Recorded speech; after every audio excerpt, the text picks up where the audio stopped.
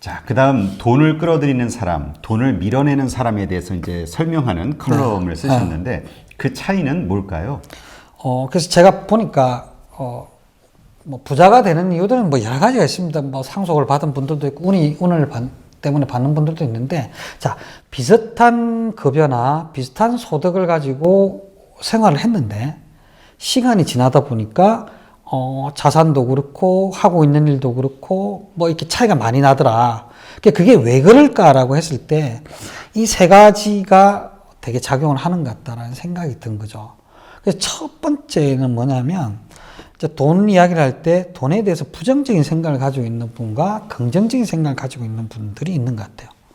돈에 대해 부정적인 생각은 야, 돈 많으면 그 가족들끼리 싸우고 뭐 이런 분들이 있어요. 그런 분은 돈이 오다가도 막 도망가는 것 같아요. 그래서 돈이 가지고 있는 긍정적인 역할들, 이런 부분에 대해서 명확하게 인식을 하고, 또 돈이 있어야 할 수 있는 일들에 대해서 정확하게 알고 있고, 그래서 야, 돈이 많아지면 그걸 가지고 주변에 나눌 수도 있고, 또 내가 살고 싶은 삶을 살 수도 있고 하는 것에 대한 긍정적인 마인드를 가지고 있어야 부자가 되어져 가는 거지, 돈에 부정적인 마인드를 가지고 있는 사람은 부자가 되는 경우가 없는 것 같아요. 거의 제가 봐도. 그래서 첫 번째 부자가 되는 사람들은 돈에 대해서 긍정적인 인식, 그걸 가지고 있더라 라고 하는 게 첫 번째 돈을 끌어들인 사람의 마인드 같고요. 밀어내는 사람은 야, 돈 하지 마, 돈이라는 게 중요한 게 아니야, 돈 때문에 사고 생겨, 이런 마인드를 계속 가지고 있는 사람들은 돈을 밀어내더라.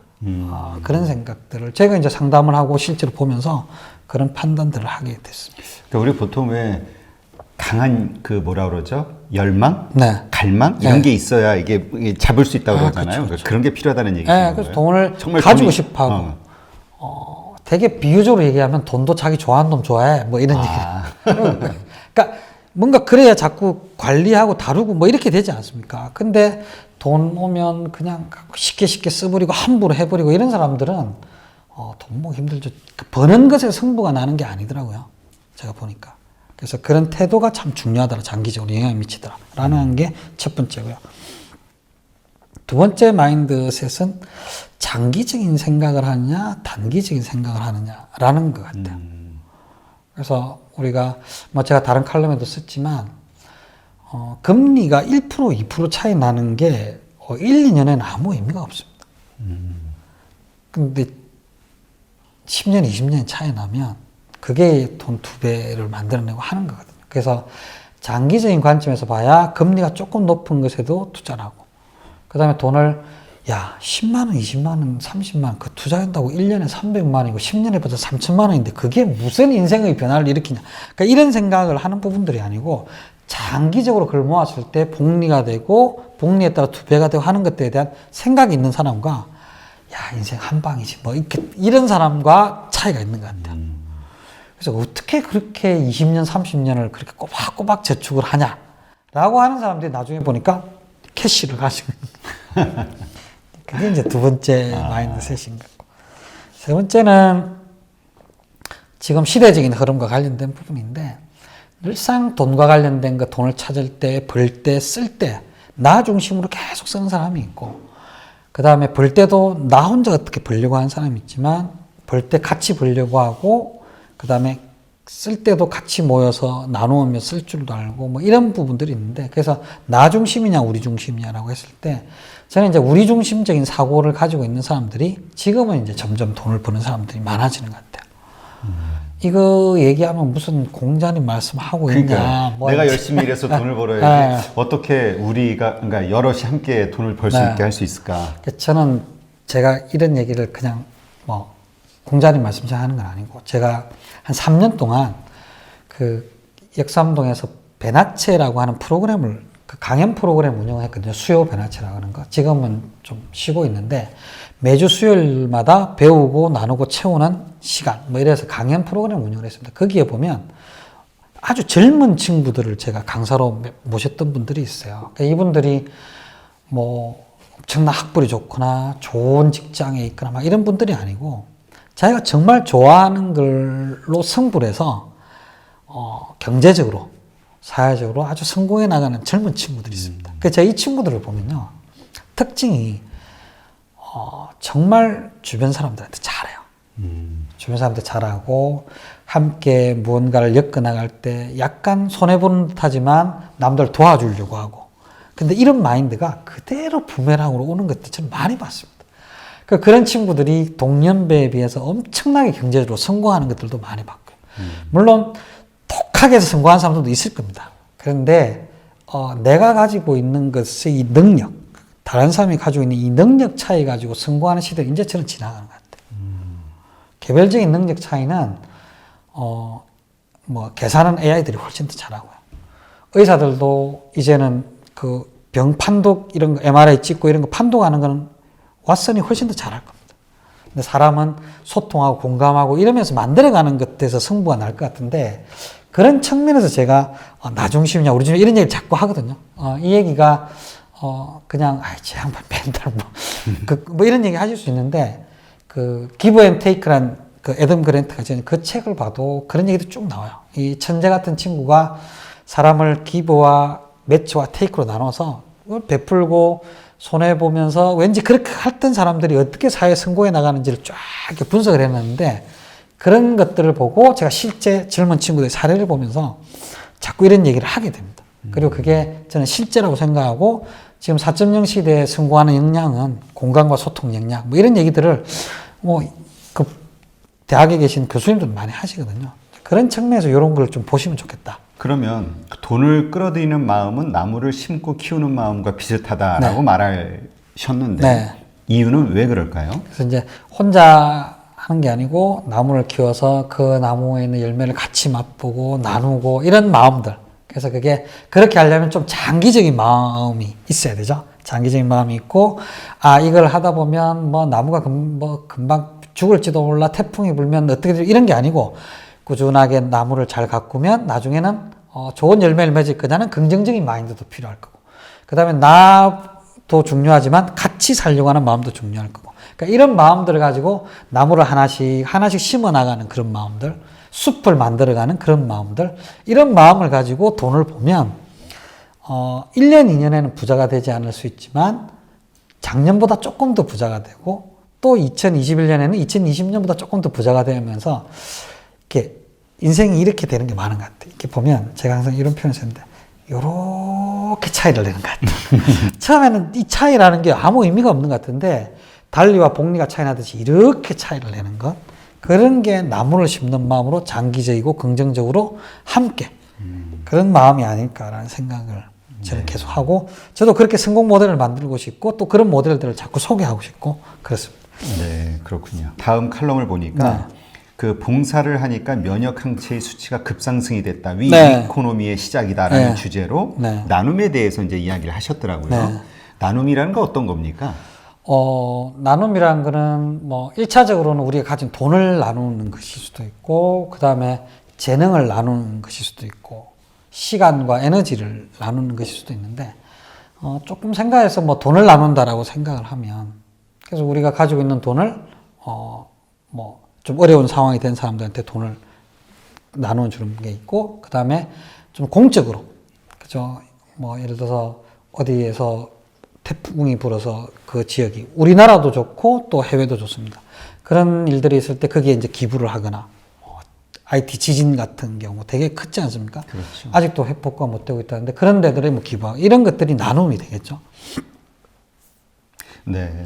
그러면 전문가들이 현대는 나눔이 돈이 되는 시대다. 또 나누는 사람이 성공하는 시대다라고도 말을 하고 있거든요. 이거를 어떻게 그렇다라고 할 수 있을까요? 그래서 제가 뭐 아까도 잠깐 얘기를 했지만 요즘은 검색을 자꾸 해 봅니다. 어떤 상품을 살 때, 정보가 너무 유통이 된다. 할 때 그러면서 어떤 회사가 건강하게 그렇게 하고 있는 회사냐. 예를 들어서 뭐 국내에서도 뭐 라면 회사들끼리 또 어떤 회사는 좋고 어떤 회사는 나쁘고 뭐 이런 얘기들이 있지 않습니까? 그러면 같이 갈 때 저는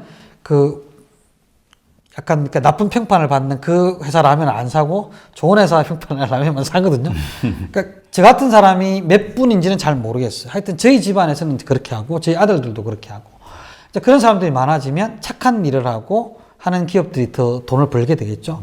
이제 그런 트렌드가 이제 점점 더 강화되어져 가는 것 같아요. 그 옛날에 탐스라고 하는 회사, 뭐 신발 회사 얘기 들어보면 신발 하나 사면 하나는 아프리카에 있는 아이들에게 보내주고.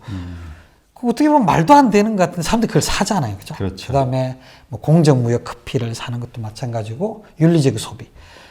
제가 설문조사한 걸 보니까 우리나라 국민들 한 70% 정도는 조금 비싸더라도 착한 기업을 뭐이 상품을 사겠다는 그런 통계들이 설문조사 나오더라고요. 자, 그런 것들에 대해서 기업들이 잘 알 수 있으면 좋겠고 우리 개인들도 개인적인 비즈니스 할 때도 마찬가지고 그런 것에 대한 인식이 필요한 것 같아요. 대표님도 그런 경험 있으실 건데 누가 이렇게 전화가 와서 이 사람 어때? 그 회사 괜찮아? 뭐 이런 거 물어보는 경우가 있지 않습니까? 평판. 네. 그거 되게 무섭거든요. 하긴 요새 SNS가 발달돼서 이 평판이 더 무서운 시대가 됐다고 그렇죠. 하더라고요. 자기는 잘 몰라. 예를 들어 면접 보고 또 내지는 뭐 협상하고 잘하고 왔대. 근데 막판에 계약이 탁 틀어지거든요. 몰라요. 전화가 오면 에이 다른 데 생각해봐. 그냥 이렇게 얘기하거든요. 그럼 그게 끝나는 거야. 뭐 특별한 얘기 하는 것도 아니고. 그러니까 그만큼 그런 부분들이 실제 평판 자본이라고 얘기도 하는데 그런 것들이 아주 중요한 요소가 되어져 가는 것 같아요. 네. 그래서 그 나눔을 그 컬럼을 보니까 이제 공식으로 만드셨더라고요. 네. 한번 설명 좀 해주시죠. 제가 좀 막 생각을 해봤는데 이 신뢰도는 별로인 그냥 제가 막 만든 겁니다. 그러니까 나눔이라고 하는 건 첫 번째 뭐냐 나누면 그 나눔의 혜택을 받는 분이 받는 어떤 보상이 있는 것 같아요. 네. 그죠? 그 다음에 또 하나는 뭐냐면 그 나눔 과정에서 나누는 사람이 얻는 유익이 있습니다. 그걸 헬프스 하이라고 표현을 하는데 왜 우리 마라톤 하는 사람들이 러너스 하이라고 막 어느 정도 되면 그 힘듦에도 불구하고 그 힘든 걸 극복하고 약간의 환각 상태 같이 가서 즐거움을 느낀다 뭐 이런 게 있는데 운동 같은 거 하다 보면 그러니까 분명히 내가 땀을 흘리면서 자원봉사를 하고 내 돈이 직접 감에도 불구하고 거기에서 얻는 기쁨이 있다는 거죠. 그래서 아까 처음에 말씀하셨던 그 봉사할 때는 면역 수치가 급상승한다 뭐 이런 얘기들을 요즘은 심리학에서 검사를 해보지 않습니까? 뭐 웃으면 복이 오는데 어떻게 복이 오는지 막 검사를 해보고 하는데 그런 것들이 이제 일어나는데 그걸 이제 헬프 사이라고 얘기하는 거고요. 그 다음에 제가 여기까지는 그냥 좋은 얘기죠. 근데 제가 조금 더 고민을 해봤습니다. 앞에서 나누었던 나눔이 되는 시대하고 또 일맥상통하는 얘기인데 가끔씩 저희들이 같이 비즈니스를 하게 되거나 연결이 되거나 할 때 보면 뭔가 예전에 나한테 나눴던 사람 또 내지는 야, 그 사람 주변에 같이 나누면서 코워크하고 이런 것들을 할 줄 아는 사람이야. 이런 사람한테 기회가 오지. 그 완전 XX 자기만 알고 그런 사람 이런 사람한테는 기회가 안 오지 않습니까? 그러니까 그래서 그걸 제가 부메랑 베네핏이라고 나눔을 나누면 내가 나누어준 그 사람한테 직접 도움 받는 경우들도 있고 또 내지는 그런 관계를 보고 누군가가 또 나에게 도움이 있다. 이 세 가지가 나누면 같이 있더라. 그래서 나눔의 크기는 그 사람이 받는 도움의 크기, 그 다음에 내가 도우면서 얻는 기쁨의 크기, 그 다음에 부메랑으로 들어오는 부메랑 베네핏의 크기, 이 세 가지 합이 아니냐. 이런 식으로 공식을 제 마음대로 만들었어요. 신뢰도는 약한. 네. 근데 되게 제 생각에는 정말 잘 만든 공식이라고. 그러니까 그렇게 보면 좀 고민이 되는 것 같아요. 내가 이 사람한테 주는데 저 사람한테 정말 이게 효과가 있어? 진짜 도움이 돼? 내가 그 사람의 도움이 아니고 내가 그냥 폼 내려고? 내 입장에서만 도움되는 거 아니야? 실제 저 사람 도움 안 되는데 이런 측면들을 볼 필요가 있고요. 그 다음에 내가 이걸 도움으로써 나한테 진정한 기쁨이 있냐? 이런 반성, 이런 부분들을 좀 생각해 볼 수 있는 포인트들이 있어서, 그래서 저는, 괜찮은 공식이라고 생각을 합니다. 네, 뭐 인정해드리는 걸로 좋은 거니까, 의미가. 근데 이 나눔의 크기를 키울수록 좋다라고 얘기하시는데, 더 기뻐서 그런가요? 왜 그러죠? 네, 그래서 저는 이제 제가 사업을 하거나 대표님도 참 많은 분들 만날 건데, 많은 분들 도와주는 거죠. 그래서 그 사람이 많은 도움을 얻고, 그 도움에서 내가 많은 기쁨을 얻고 또 거기서 새로운 부메랑 베네핏이 와가지고 제 사업이 더 잘 되고 이런 시대적인 흐름이 있다라고 하면 자꾸 나눔의 크기가 키우면 클수록 나도 잘 되고 내 주변의 사람도 잘 되는 거 아니냐. 그래서 사실은 나눔을 잘못하면 패가 망신하거든요. 그렇죠. 막 정신없이 나눠주죠. 네, 우리 주변에 보면 너무 좋은 사람이에요. 주변에 잘 베풀고 이러면 집에 남아있는 게 없지 않습니까? 가족에게는 나쁜 아빠. 그렇죠. 근데 그걸 잘 보고 잘 나누고 함께 잘 공동체적으로 잘 나누다 보면 사실은 내가 가지고 있는 일부분 외부로 흘러가 버리는 것이 아니라 다시 들어오는 일들이 생기니까 그게 이제 멋진 세상을 만들고 멋진 삶을 만드는 방법이 아니냐. 뭐 이런 생각들을 해보면서 저도 그렇게 실천하려고 하고 그런 분들이 많아지면 그게 유태인의 공동체 같아요. 자기들끼리 도와가면서 그런 모습이면 좀 좋지 않을까 뭐 이런 생각을 해봅니다. 네, 알겠습니다.